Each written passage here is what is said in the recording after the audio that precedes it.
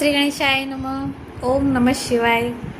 તો આજે શિવજીના સાનિધ્યમાં આપણે ફરીથી એક સરસ મજાની નંદીજીની વાર્તા સાંભળીશું.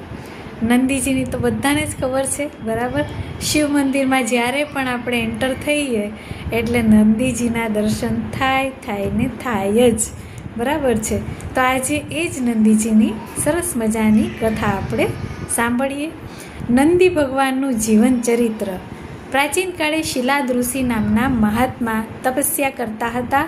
તેઓ સંતાનહીન હતા, પણ તેમની ઈચ્છા હતી કે સંતાન કોઈ માનવી નહીં પણ અમર, જ્ઞાનવાન અને દિવ્ય શક્તિથી ભરપૂર હોય તેવા કોઈ હોય.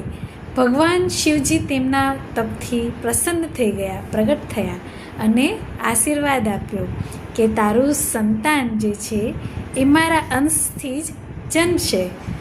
થોડી જ વારમાં એક તેજસ્વી બાળક પ્રગટ થયું. નામ રાખ્યું નંદી.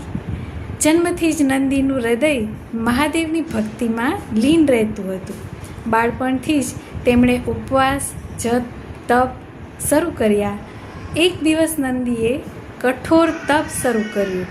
તેમણે ઉપવાસ, જપ અને તપથી માત્ર હવા પર જ જીવતા મહાદેવના નામનો જાપ શરૂ કર્યો. તેમની નિષ્કપટ ભક્તિ જોઈને શિવજી પ્રસન્ન થયા અને કહ્યું, નંદી, તું હવે મારો પરમ ભક્ત જ નહીં પરંતુ સેનાપતિ પણ રહેશે. હું તને અમરત્વ, અપરાજિત શક્તિ અને હંમેશા મારી પાસે રહેવાનો આશીર્વાદ આપું છું. ત્યારથી નંદી મહાદેવના દ્વારપાલ બન્યા અને હંમેશા કૈલાસ પર્વત પર શિવજી પાસે બેઠા રહે છે. શિવજીની આરતી, પૂજા કે અભિષેક કરતા પહેલાં ભક્તો નંદીના કાને પોતાની પ્રાર્થના કહે છે. આપણે જોયું છે ને, ઘણી વખતે ભક્તો જે છે એ નંદીના કાને પ્રાર્થના કહે છે, કારણ કે એવી માન્યતા છે કે નંદી આ વાતને સીધા ભગવાન શિવ પાસે પહોંચાડી દે છે.